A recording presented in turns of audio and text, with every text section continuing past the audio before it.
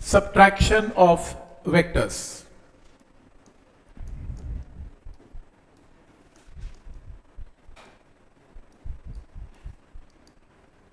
ठीक, सबसे पहले हमने अभी तक ये किया कि अगर आपके पास दो वेक्टर्स हैं, एक ए वेक्टर है एक बी वेक्टर है और इनके बीच में एंगल थीटा है और कोई मुझे ये कहे कि एडिशन करना है, ये लिखना नहीं आपने, एडिशन ऑफ वेक्टर करना है, तो मैं क्या ड्रॉ करूंगा, एक पैरेललोग्राम, और ये क्या होगा इसका रिजल्टेंट। रिजल्टेंट क्या कहलाएगा, ए वेक्टर प्लस बी वेक्टर, यही किया आपने। अब हम क्या करने जा रहे हैं, सब्ट्रैक्शन ऑफ वेक्टर्स। देखो सब्ट्रैक्शन ऑफ वेक्टर्स के अंदर क्या करने जा रहे हैं, सब्ट्रैक्शन ऑफ वेक्टर्स के अंदर लेट अस सपोज ये ड्रॉ करना है, ये आपका ए वेक्टर, ये आपका बी वेक्टर और ये आपका एंगल थीटा।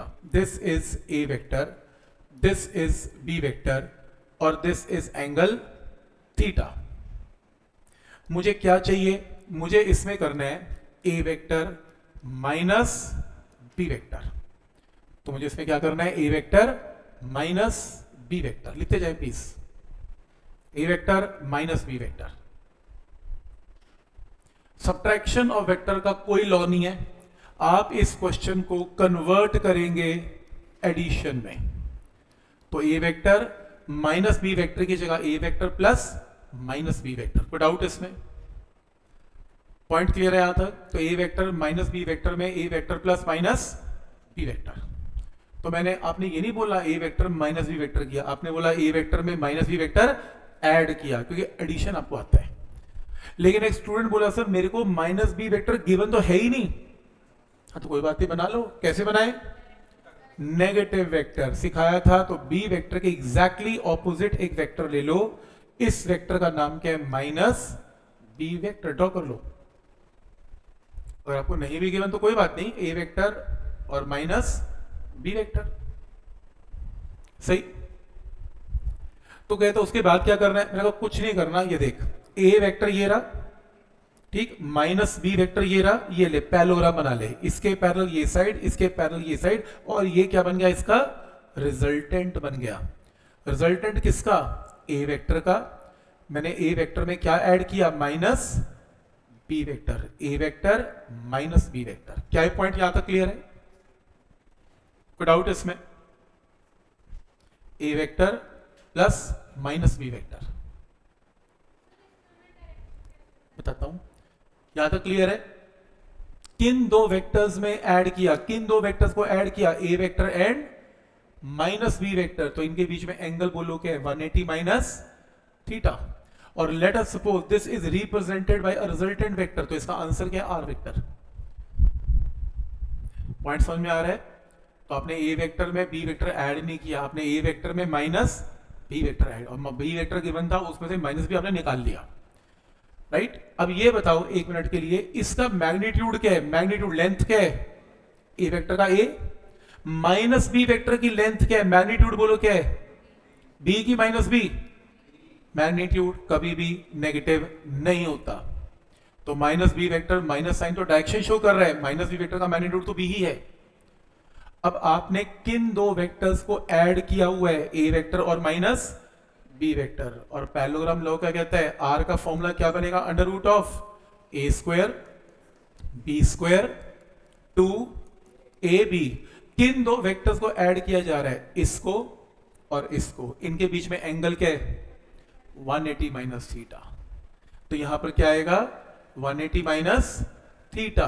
और अभी अभी आपने एक चीज सीखी, कॉस ऑफ 180 माइनस थीटा कौन सा क्वाड्रेंट है, सेकंड, आंसर आएगा नेगेटिव माइनस कॉस थीटा, लिखवाया भी था, तो आंसर आएगा ए square plus b square minus 2ab cos of theta, ये रिजल्टेंट है।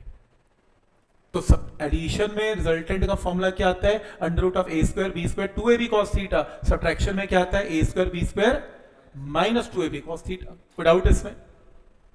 तो आज की बात जब सब्ट्रैक्शन ऑफ वेक्टर होगा तो ये डायग्राम नहीं बनाऊंगा, सीधा बोलूंगा under root of A square B square minus 2ab cos theta.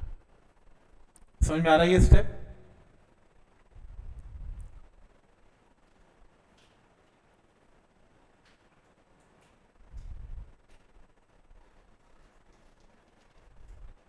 Last क्या पॉइंट यहां तक क्लियर है। ये देखो साथ साथ बना लो। अगर मैं बोलूं मुझे क्या चाहिए, B vector minus A vector, तो आप क्या सोचेंगे, B vector plus minus A vector. तो अगर आपको ए वेक्टर गिवन होगा, अगर आपको बी वेक्टर गिवन होगा और इनके बीच में एंगल थीटा गिवन होगा, बनाते जाएं ए वेक्टर बी वेक्टर, पर आपको किसकी रिक्वायरमेंट है बताएं, माइनस ए की। तो माइनस ए के लिए वेक्टर यहां ड्रॉ कर दें, this is minus A vector. सही है।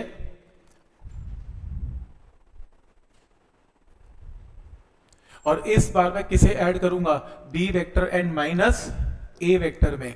तो बी वेक्टर के parallel B vector minus A vector के पैरेलल माइनस ए वेक्टर, और ये क्या आएगा, इसका रिजल्टेंट। तो ये माइनस ए वेक्टर और इसका नाम क्या था, बी वेक्टर। आप इन दो वेक्टर्स को ऐड कर रहे हैं तो इनके बीच में एंगल क्या है, 180 माइनस थीटा। क्या पॉइंट यहां तक क्लियर है, 180 माइनस थीटा क्लियर है।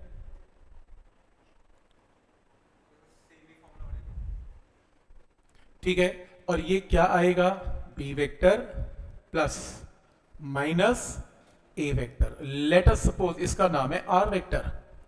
अब आर का मैग्नीट्यूड क्या आएगा, अंडर रूट ऑफ ए का स्क्वायर बी का square 2 into A into B into cos of, जिन दो वेक्टर्स को ऐड कर रहे हैं उसको क्या लिखा जा रहा है, 180 माइनस, सेम आंसर आएगा, ए square B square minus 2ab cos of theta.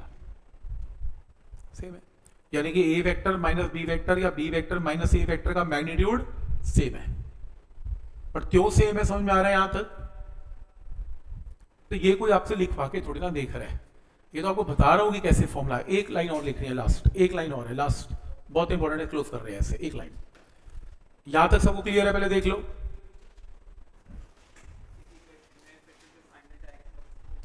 कुछ नहीं, कोई डायरेक्शन नहीं चाहिए, कोई टेंशन, बनाऊंगा डायरेक्शन। डायरेक्शन कैसे बनेंगी वो क्वेश्चन के अंदर दिखाऊंगा। अभी मैग्नीट्यूड समझ में आ गया, तो आज के बाद फिर सुन लो, आपको पूछा क्या जाएगा, सुन लो, बस ये लाइन लिखनी है आपने। अगर मैं आपसे ये पूछूं कि अगर दो vectors A vector and B vector add हो रही है, ऐड, आंसर क्या है, आर वेक्टर। लिखते जाएं आर वेक्टर। तो अगर मैंने आपसे एक वेक्टर में एक वेक्टर ऐड करने को कहा तो आंसर भी वेक्टर ही आएगा। ए प्लस बी आर नहीं बोला मैंने, ए वेक्टर तो बी वेक्टर आर वेक्टर। लेकिन अगर मैंने ये पूछा find R, find R only value, फिर आंसर क्या आएगा, under root of A square B square 2ab cos theta. मैं आपसे आर पूछ सकता हूं, मैं ऐसे भी पूछ सकता हूं आर वेक्टर का मॉड, एक ही बात है, आर या आर वेक्टर का मॉड एक ही बात है, आर वेक्टर का मैग्नीट्यूड तो आर ही होता है। मैं ऐसे भी पूछ सकता हूं आर वेक्टर को क्या लिख सकता हूं, ए वेक्टर प्लस बी वेक्टर का मॉड, एक ही बात है। आर पूछना, आर वेक्टर का मॉड पूछना, या A vector plus B vector का मैग्नीट्यूड पूछना, आंसर तीनों केस में सेम आएगा। क्या, A square B square 2ab cos of थी। और वैसे भी जब मॉड लग जाता है तो ओनली वैल्यू, ओनली मैग्नीट्यूड, फिर वेक्टर का काम खत्म है। पहला पॉइंट क्लियर है।